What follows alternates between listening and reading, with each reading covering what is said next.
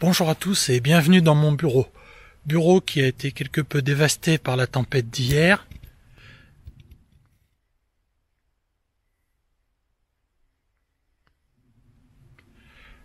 Alors dans ce tuto, je vais aborder l'utilisation du mode d'exposition manuel, c'est-à-dire vitesse et ouverture au choix du photographe, mais avec l'utilisation des ISO automatiques. Je ne suis pas très chaud pour l'utilisation constante des ISO automatiques et je vous expliquerai pourquoi.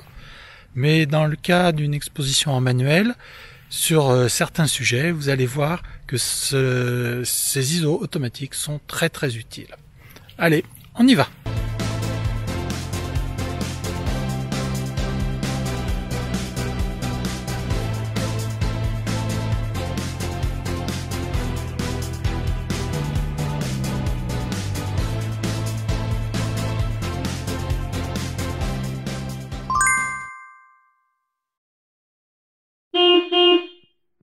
Dans un premier temps, je vais vous expliquer pourquoi je ne suis pas très chaud pour utiliser les ISO auto en mode priorité vitesse, priorité ouverture ou en mode programme. Là, je suis en mode priorité ouverture. Chaque fois que je vais changer mon ouverture d'un cran, ma vitesse change d'un cran. Bien, F7 1/40e, F8 25e, F9 20e, F11 15e, F13 13e, et ainsi de suite. Et quand je remonte dans l'autre sens, c'est pareil. Donc, quelqu'un qui est habitué à travailler ou en mode priorité ouverture ou en mode priorité vitesse va gérer ses choix sans forcément regarder les informations qui sont dans le viseur.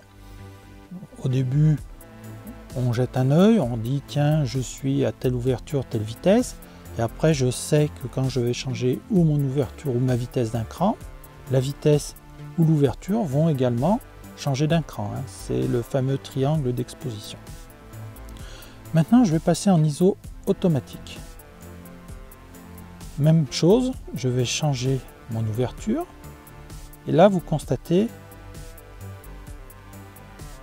que ma vitesse n'évolue pas. Ou très peu. Après, ça va vraiment dépendre de la condition lumineuse et de l'objet qu'on est en train de photographier. Donc là, j'ai perdu mes repères d'équilibre, vitesse, ouverture dans le mode de priorité que j'ai choisi. Et ça peut me poser des problèmes parce que ça m'oblige systématiquement à faire bien attention à toutes les informations qui sont dans le viseur. À présent, je vais repasser en ISO manuel, toujours en priorité ouverture, et je vais simuler le suivi d'un objet. Regardez ce qui se passe en fonction de la luminosité. Ma vitesse évolue. Ça veut dire que si je suis parti au centième de seconde à un moment donné en me disant la vitesse est suffisante pour figer le mouvement du sujet que je suis en train de suivre, eh bien si ce sujet rentre dans d'autres conditions lumineuses,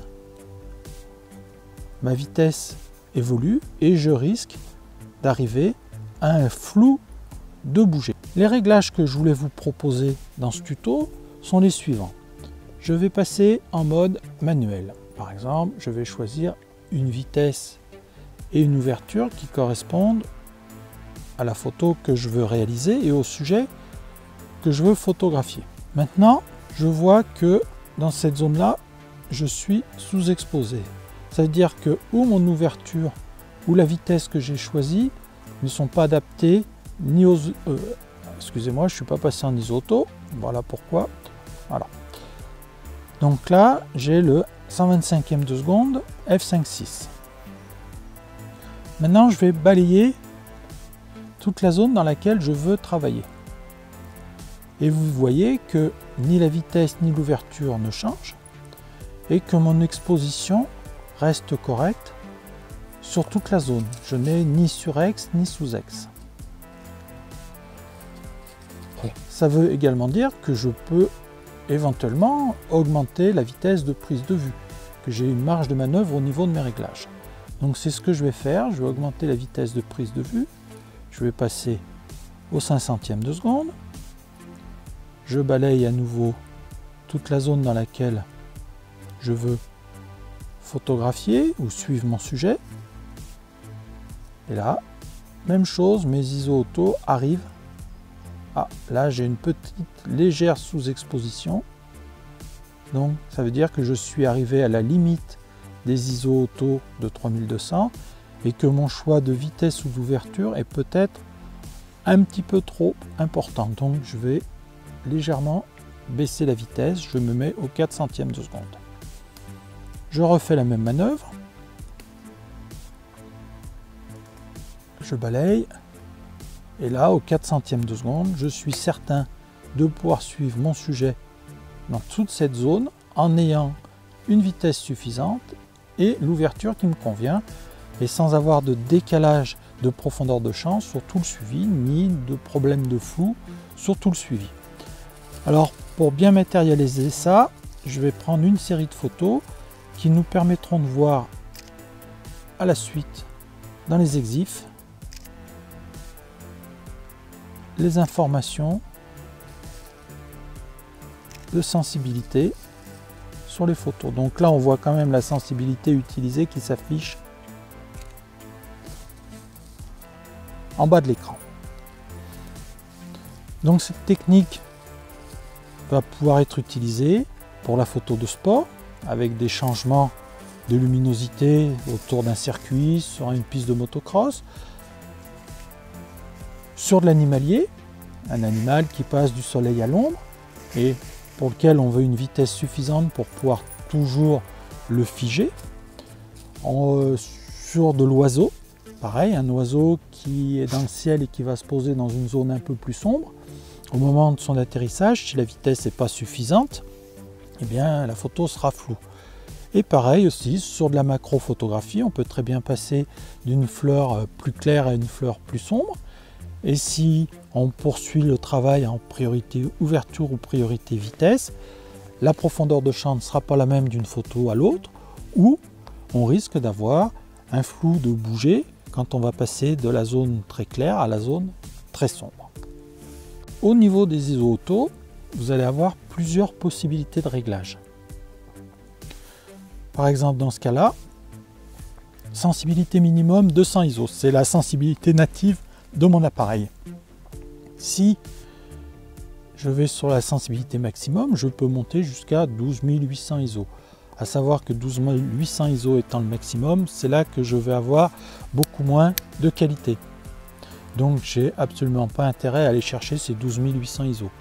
Il me reste encore le 6400 ISO qui peut être dans des conditions lumineuses très difficiles utilisé.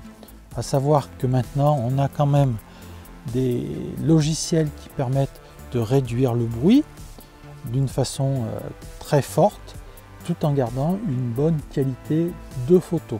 Alors ne vous privez pas, si vous avez la chance d'avoir des animaux à photographier en forêt un jour où la luminosité n'est pas très forte, montez en ISO auto entre 200 et 6400 ISO pour un APS-C ou peut-être plus en fonction du modèle d'appareil que vous avez, si vous avez un appareil plein format plus ou moins récent, de façon à vous assurer que votre prise de vue déjà aura la profondeur de champ désirée, que vous aurez la vitesse suffisante pour figer votre sujet, et puis après, en post-production, vous pourrez toujours travailler sur le bruit pour avoir une photo de meilleure qualité. Mais au moins, vous aurez photographié votre sujet dans de bonnes conditions. Donc voilà un peu ce que je voulais vous montrer dans le tuto d'aujourd'hui. J'espère que cette façon de faire va vous permettre d'élargir vos sujets photographiques et également de réussir beaucoup plus de photos de mouvement grâce aux ISO auto.